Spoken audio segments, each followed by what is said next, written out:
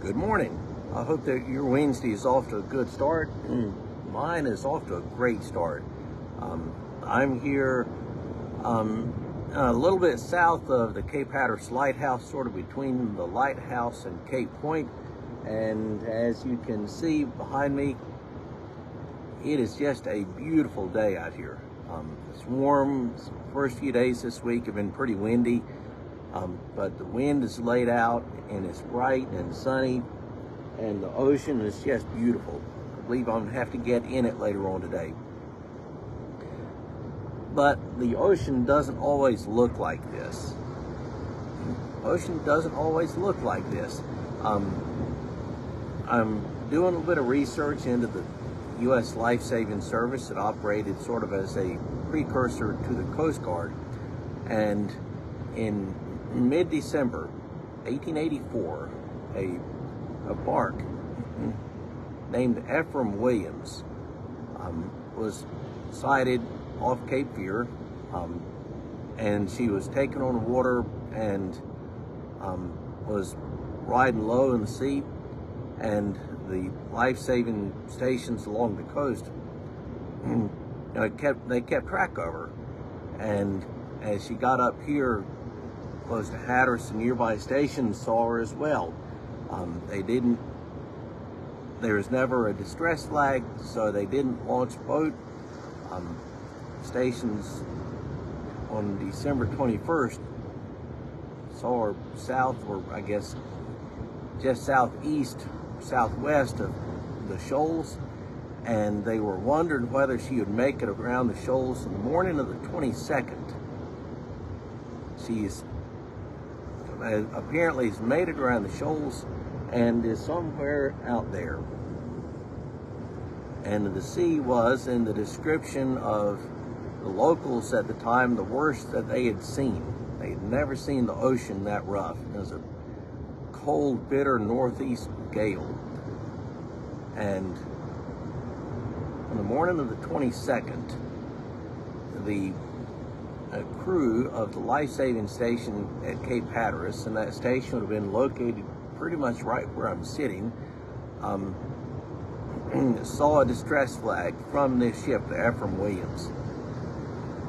I mentioned that the sea was the heaviest that the locals out here at the time had seen. They had never seen it this rough. There was real doubt as to whether they could get out or come back in.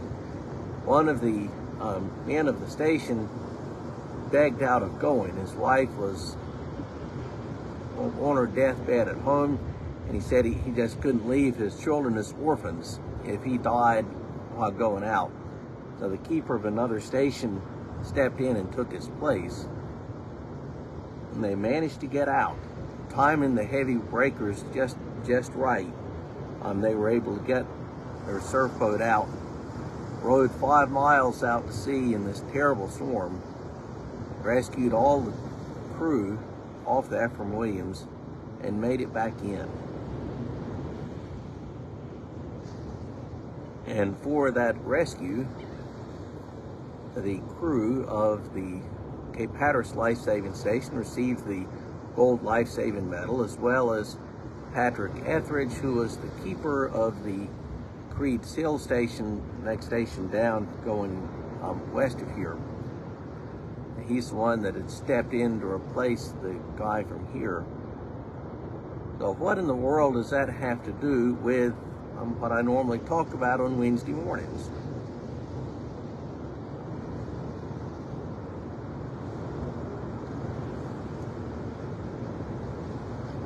Near the end of John's Gospel, John records Jesus as preparing a breakfast on the beach for his disciples. They've gone out fishing, and they see someone on the beach. They see someone on the shore. They recognize that it's Jesus, and they come in, and he's got fish and bread baking on hot coals.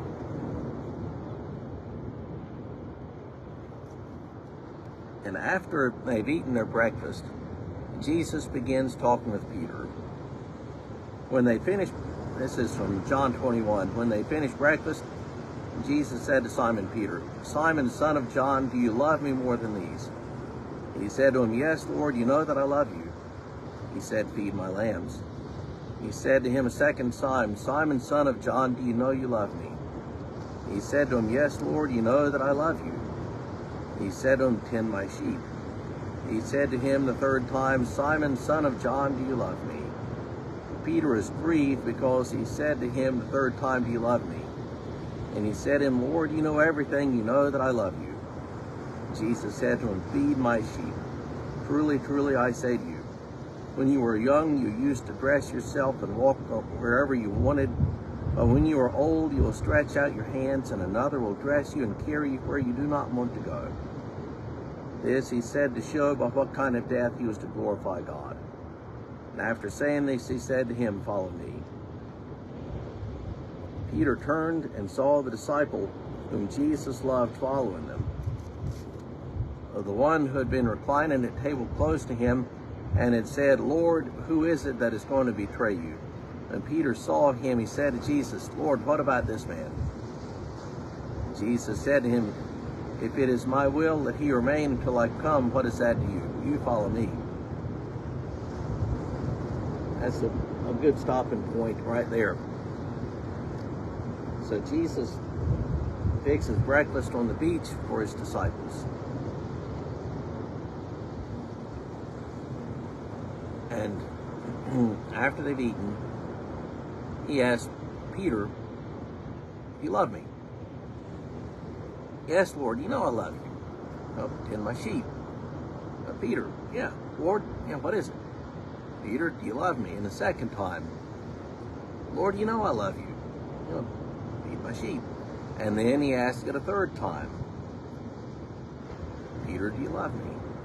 Lord, you know I love you." At this point, Peter's got to be getting exasperated. "Tend my sheep." And tend my sheep. So in other words, Peter, look after my flock, Peter. Look after my flock. Think about that in relation to the life-saving service.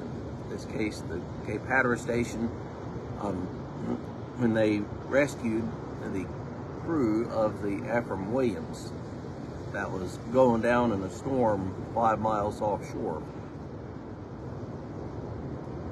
And they rowed in their surf boat 5 miles in a winter gale.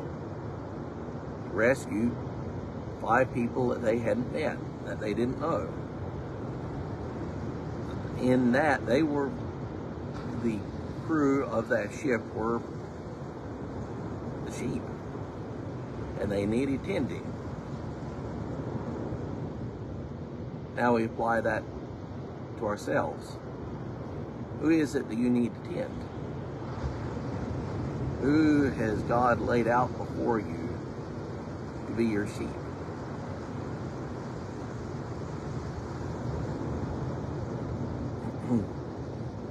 Perhaps it is a Sunday school class. They're your sheep. You look after them. It could be a family next door. They're in need. They're your sheep, and you look after them. Who is it that you know that doesn't know Christ? They're your sheep, and you look after them. And so Peter, Jesus said to Peter 3 different times, and of course in the Bible, anytime something is repeated like that 3 times, that's your clue that, okay, this is important. Like in Isaiah chapter 6, the seraphim fly back and forth and crying, "Holy, holy, holy." When something shows up 3 times like that, that is important. So 3 times Jesus says to Peter, "Peter, do you love me?" "Tend my sheep, feed my sheep." look after my sheep, Peter. So who are the sheep that you need to look after? Who are the lambs you need to tend? So with that, have a great rest of your Wednesday, and I'll see you next week.